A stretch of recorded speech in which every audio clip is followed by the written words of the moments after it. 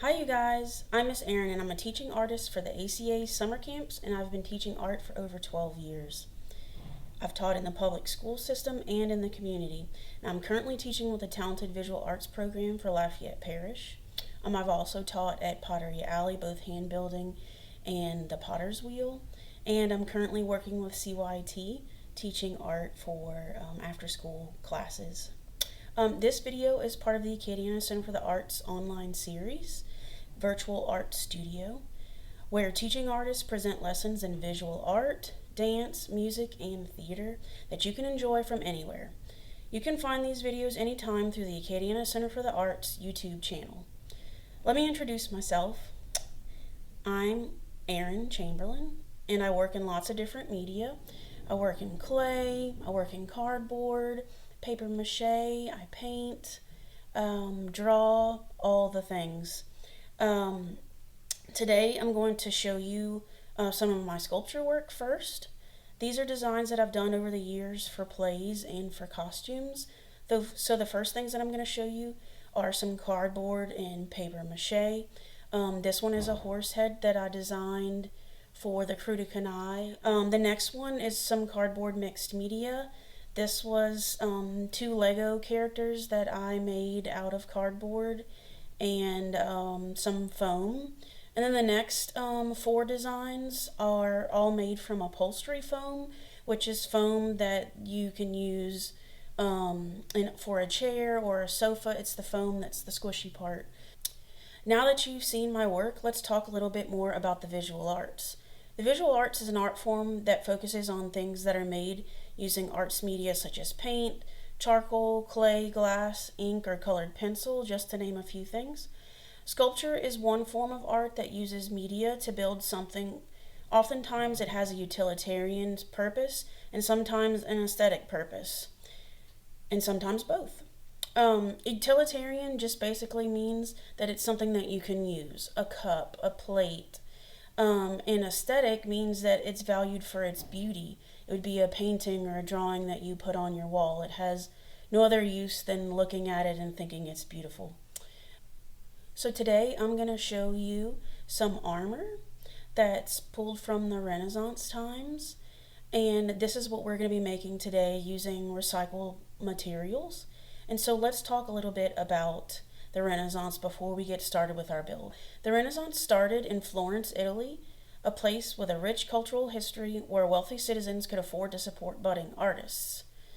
The Renaissance was a fervent period of European cultural, artistic, political, and economic rebirth following the Middle Ages. Generally described as taking place from the 14th century to the 17th century, the Renaissance promoted the rediscovery of classical philosophy, literature, and art. Some of the greatest thinkers, authors, statesmen, scientists, and artists in human history thrived during this era. While global exploration opened up new lands and cultures to European commerce, the Renaissance is credited with bridging the gap between the Middle Ages and modern-day civilization. I'm going to show you some armor from the Wallace collection. You can check it out on thewallacecollection.org online. The Wallace collection is famous all over the world for its breathtaking European armories, and it might come as a surprise that nearly half of the total contents of the museum are weapons and armor. In fact, the Wallace collection is not unique in this presentation of armor as art. Many of the world's greatest art museums include arms and armor alongside paintings, sculptures, and the decorative arts. A gallery of armor in an art museum might indeed seem a little odd. Much of it is highly decorated, certainly, but it is also deeply, powerfully expressive. In fact, the armorers who made it often self-identified as artists first and engineers second. They were an essential part of the artistic communities that surrounded them. We will be making a chest plate today, but we won't be using traditional material like metals. We'll be using recycled cardboard. Okay, you guys, now that we've learned a little bit about Renaissance history and armor as art, we are going to talk about the supplies that we need to make our chest plate. So, you're going to need a piece of cardboard. I have this one, and it's about 40 by 30 inches. You could use 2 smaller pieces. It's up to you in the build, but at least 40 by 30. You're also going to need some drawing utensils. We're going to be using a pencil and Sharpies. You'll also need scissors or a box cutter. I always show students the scissors first, and I'll show you a couple of tips on how to make it a little bit easier to cut the cardboard. Because with the box cutter, it tends to slip sometimes. You need something underneath the cardboard as you're cutting so that you don't cut the surface that the cardboard is on. And you definitely need adult supervision, or in fact, the adult to cut it for you, because again, it does slip. So this is a lot more safe. You'll also need a ruler for sure, because we need a straight edge and we need to measure. And then a tape measure is just handy when we're measuring how wide your shoulders are and your torso, but not necessary. You can use your ruler if you want for that part. And then I've also got some duct tape. You can use one color. I chose two. I'm going to do my main design of my chest plate with the red, and I'm going to outline and make a shield using the blue, but you can totally just use one color. These are about almost $5 each, so if you're needing to go on the cheaper side, just get you one color. We are going to go ahead and start our build. So we are going to introduce a guest so that we can start our measurement. So without further ado, here is Flat Tanner. This is my son Tanner. He couldn't be with us here today, so I brought him along to measure. So we're going to be using our ruler, or you can use your tape measure. Just make sure when you use your ruler to know where on your ruler your one starts. Mine starts way over here, so technically my measurement starts right here and not at the end of my ruler. So not all rulers are made the same.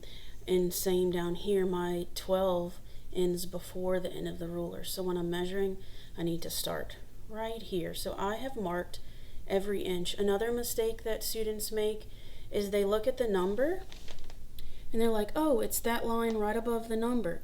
No, it's the longest line by the number. So I've marked it. This was the half. This is not an inch, right? So make sure you, if you need to, mark your ruler if you're not sure. So we're going to measure his shoulders, and we don't want to come all the way to the edge. We want it to start about an inch into his shoulder. So I'm going to start my ruler roughly in the middle of his face here. This is the 6, right? And so if I do mine to the 12, right in between the 0 and the 12, that would actually be perfect. So that's going to be my measurement for across his shoulders. Then I'm going to measure down from the highest part to roughly around your belly button or a little bit lower, because when you have armor, you want it to cover all of your body, all of your stomach area. So again, start my ruler here. This is the 12 right here, and I need to go a little bit lower. You're not going to be able to see it in the screen, but it roughly, if this was the 12, sorry, I need to keep my finger there for you. I'm going to come a little bit lower to about 3 more inches. So what's 12 plus 3? That's 15. So we're going to do 15 inches for the length of our torso. So now we're going to get started with the measurement on our cardboard and show you how that translates. Okay, you guys, so we've got our pencil, we've got a Sharpie, we've got our ruler marked out. So now that we know the measurements of our chest plate, we're going to go ahead and mark it out here on our cardboard. So since this is not the one, I'm going to move my ruler down and make sure that it's on the 0, and I'm going to make sure that it's on the edge of my cardboard, right? And I'm going to mark out my 12 inches, and we said we needed 15 for the long part of the torso. So go back to the 0 and we'll add 1, 2, 3. So that's going to give us our 15. Then we're going to go down and do the same measurement here, but I need to know how long my 12 is, so I know how far over to go with that 15 measurement. And I say 12 because that was our other measurement for across our shoulders. So I'm going to measure here now. I'm going to turn it, make sure I'm on my 0, mark my 12. This is going to tell me where I need to put my other 15. And I know this part is kind of confusing. So teachers, it may be helpful, depending on what age you're doing this with, if you help them with the measurement part. So making sure I'm back at my 0 now that I know where the end of my line is going to be. I'm going to mark my 12 and then add 3 to it. Again, you can add 3 down here, 1, 2, 3, or you can do it at the end of your ruler if that confuses you. 1, 2, 3, and I'm going to go ahead and mark it. Now, I know these two are both 15, so I can line my ruler up this way.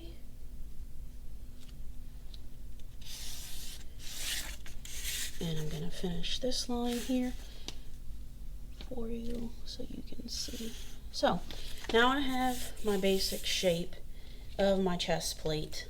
However, I want to do it so that we've got a little bit of a semicircle cut around the neck. So I'm going to decide how far down I want that to come. I think visually 2 inches will be deep enough into the neckline. You can go however far that you want for this part of the design. So I'm going to go 2. I'm also going to decide, well, where is the middle of that neck? If we know that this is 12 inches, the half of 12 is going to be 6, so this is my middle. So I'm going to remark where that 2 inches is.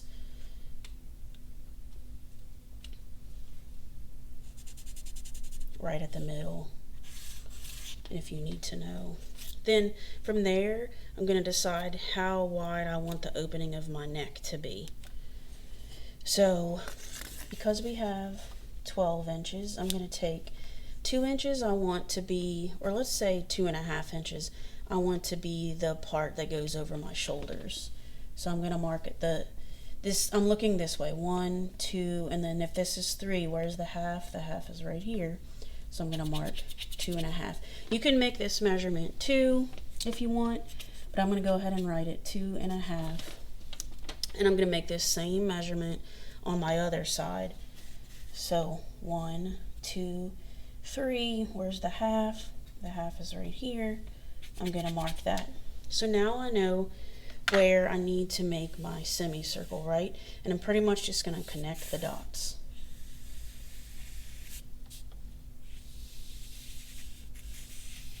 You want a bit of symmetry here, so it doesn't have to be perfect. So this is the basic template that we're going to use for our chest plate. Now, I'm going to cut this out and I'm going to show you how to do that with the scissors. Then we're going to trace it for our other chest plate piece. That way, in case we messed up on any measurement, this will also be the same on the other side. You could remeasure the whole thing, but it's just easier to trace the template. Go ahead and cut it out. So using your scissors, I'm going to turn it here so that you can see a little bit better. We're going to cut in to our cardboard, and you'll get to a point where you just can't bring your scissors anymore, right? So this is the tip that I always give.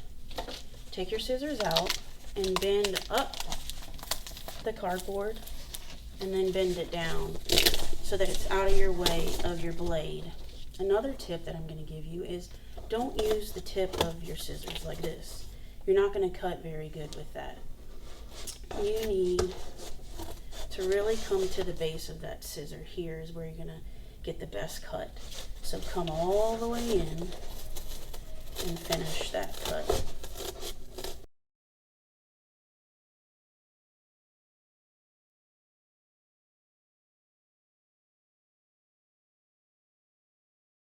Now I'm going to cut this piece and then we're going to trace it up onto our other side. Let me move this other stuff out of our workspace. Remember to close up your blade, lock it.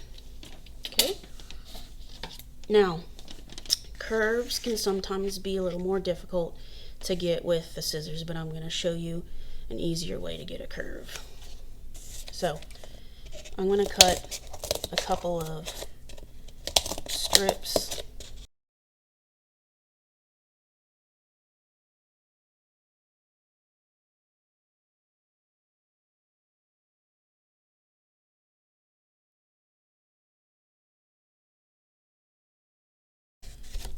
Okay, now we're going to get our big piece of cardboard again. Okay.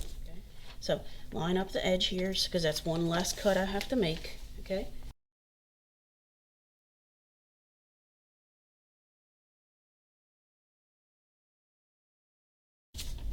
So now we've got our two pieces that are the same shape, right? So now we need to make our connection pieces that are going to go over our shoulders. So the piece from here to here. So we need to decide, this is when you need to measure the person that you're doing this for. If it's for yourself, get somebody to help you with the measurement of your shoulder. But I'm going to show you with just a long piece of cardboard how we're going to make a strip that's the same width here. And we're going to connect those. Okay, so here's a not perfect piece of cardboard. Again, this is okay. We're not going to see that once we cover it. So now we need this same measurement from before. So we're going to check that. That was the 2.5. Okay, so we're going to come here on our cardboard. And remember, this tricky ruler here, don't start at the end. We're going to mark 2.5, and I'm going to come up and mark 2.5. I'm going to come up and mark 2.5.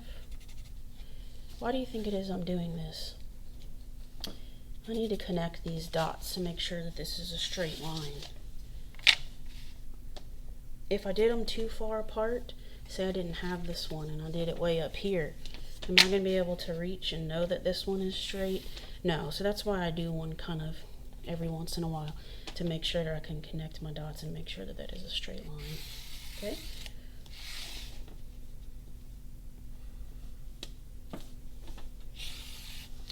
Alright, that should be enough for both of the shoulders. So I'm going to go ahead and cut it roughly in half right now so you can bend it. The great part is this corrugation allows you to bend along it. Sometimes the corrugation is going the other way, which wouldn't make it as easy to do this. So I'm going to go ahead and cut that at the half. Again, roughly. Now, to get this cardboard to bend to go over our shoulders nicely, I use the edge of my table. So I'm going to show you that in the video. So I run my cardboard along the table and I really push against that corrugation. This is why it's handy to have the corrugation going horizontally across and not vertically. So now we have a good bend that can go over our shoulder, right? So we're going to do that with our other strip. Now we're going to put our shoulder piece. Okay, now we're going to start with our tape. I'm going to start with my red for my chest plate, and then I'm going to outline in blue and do a shield in the middle. We're not going to attach these just yet. We'll do that after a while, after we've covered everything in the color that we want. So in the video, I'm going to speed this process up, but some tips. When I am cutting my tape, I want it to be at least the length of my cardboard piece here, right? But we want some to kind of flap over. So I'm going to make it just a little bit longer, right, than my actual piece. So go ahead and pull it across, right? And I want it a little bit longer. These don't have to be exact measurements, but you know that you want it longer, okay? So I've already got some layers pre-done up on here. I started at the base. Make sure that you wrap those edges to the back side. You're going to go all the way up to the top, and you're going to cover up that half semicircle, and then we are going to use our box cutter in just a second to cut out that semicircle So make sure that you have something underneath before you make that cut. Make sure you lock your blade. Again, don't go past the serrated edge of your blade. Put something underneath. And I usually do one side, and then I'll do the other. And tug on it to see if I've got it good. And if anything's still attached, I'm going to score it one more time. Pull that off. Next part is going to be, we're going to add our accent tape, your color. So I'm going to add around the edges my blue, and then I'm going to do my shield in blue. Again, if you pre-cut your pieces, this process will go a lot faster. When you lay down your first piece, you're going to go halfway on the front side, cut it. Again, if you pre-cut this, it'll be a lot easier. Wrap it around to the back side.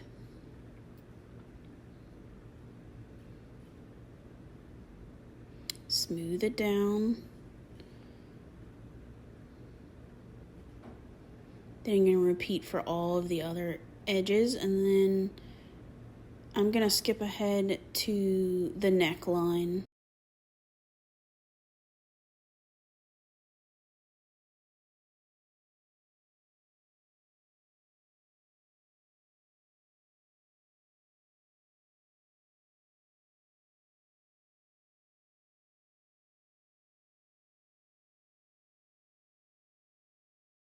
Its curves. You could do a bunch of little tiny pieces that come like this. Doot, doot, doot, doot. That's how I'm going to do it. I like the smaller pieces because it kind of follows the curve a little bit better. So I'm going to make them all this size. I'm going to speed this part up.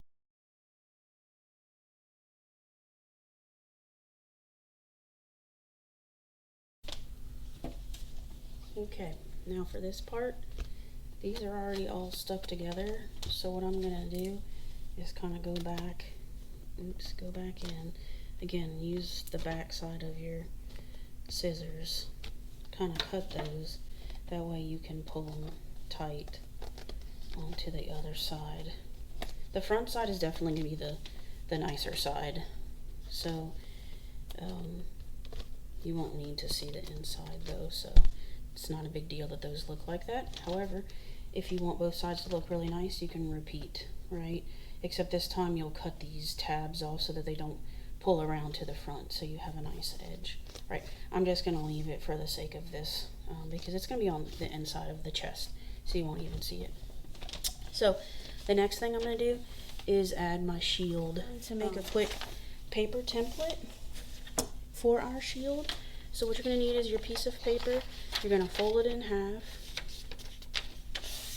Right, this is for bilateral symmetry. We want one side to be the same shape as the other. Okay, so I'm not going to draw on top of this. If I were using pencil, it'd be fine, but again, so that you can see, I'm going to do it in Sharpie. I'm not going to draw on top of my chest plate. So, and I want to roughly eyeball, you know, how long I want my piece to be. I don't want it to go any lower than this, so I think I'm going to stop it right there. So I'm going to make a little dot so that I know.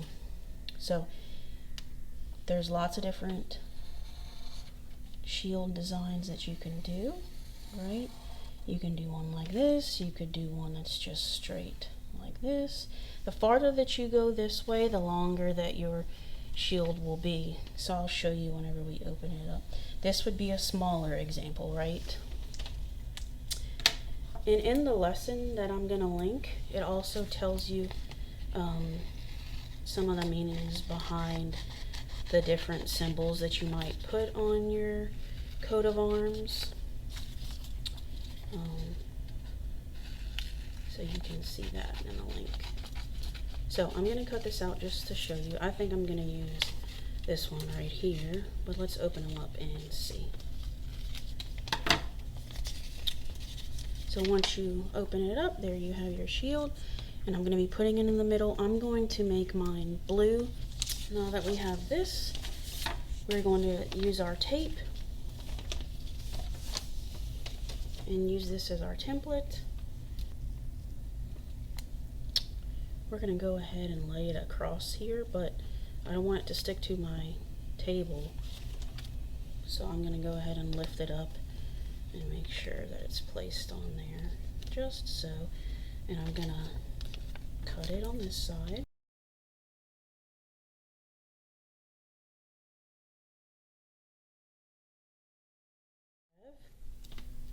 And make these little tape rings. Stick them on the back side.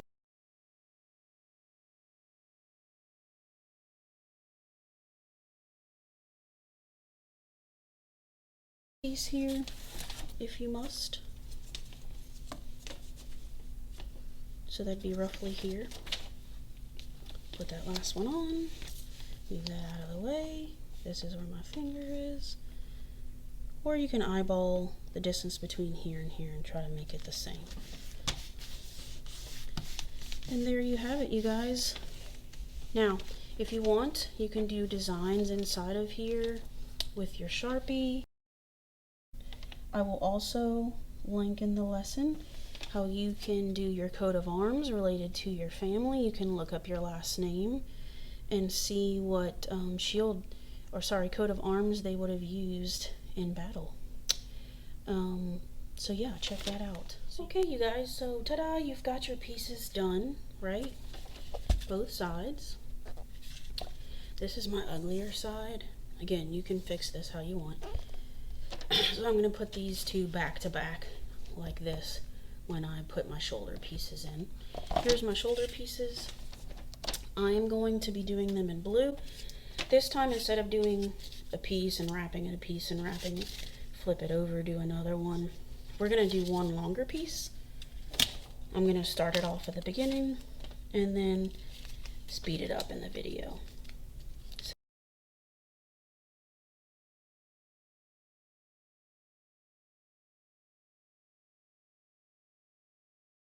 Okay, now that you have your two pieces done, we are going to lay these so the nicer side's down like this. We're going to take our two straps, and this is how, when you need to decide how wide your shoulders are, I'm going to make mine like this, but you can get an adult to help you measure yours. And you want these to be lined up. And now you're going to tape these onto the back side of your chest plate.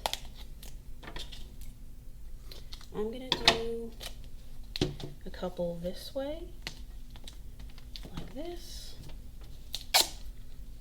Again, if you pre-cut these, it'll go a lot quicker than you picking up the tape and cutting it and then affixing it on there. Now, I've gone this way.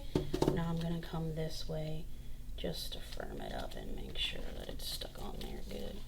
And I'm going to wrap that piece around. That should be enough to have it stuck on there good, but I'm going to put another one right here just to be safe that it's nice and firm on there. You may want to take a look at the top of this to see which side is nicer. This side was nicer, so that's why I'm putting it on the underside there. Okay, and I'm going to do the same thing on this side.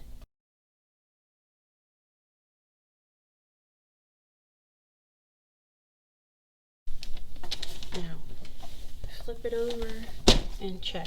I would put a piece here and here as well. And here we go. Here is your chest plate. Now, sometimes I'll also add a strap here just to keep it tucked in. So I'm going to show you that real quick. You're going to gauge how wide you need it to be. Measure out your piece. I'm going to lay this down. Measure out your piece of how wide you want it to be. I'm going to take another piece of tape, a little bit smaller, about 2 inches smaller. I'm going to show you how to put those two together to make that strap. So, lay it sticky side up, and then I'm going to stick these together. So, again, start on one side. Make sure it's laid down. We want to leave just this part sticky and just this part sticky. So then I'm going to lay it like this so that you can see it better. Decide how wide you need it to be. Okay, lay this across it. So this is where your arm is going to come out, and you're going to lay it down and stick it on there. I'm going to go ahead and lay that down, and you'll want to measure the same length for your next piece and repeat for the other side.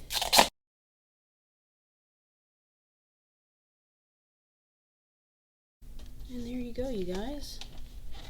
There is your cool armor, and I'm going to show you what it looks like on flat Tanner. Okay, you guys, we are done with our build, and Tanner has tried on his armor. Let's check it out. He loves it, and it fits perfect. You guys, I was inspired to make this project because every year I take my kids to the Acadiana Renaissance Festival that's held in Robert, Louisiana. And everybody always dresses up, and Tanner never has anything to wear. So I was like, let's make you an armor, bud. So this inspired this idea, and I wanted to share it with you guys. So I thank you for creating with us today, and be sure to come back next week for a new virtual art studio. Bye, you guys.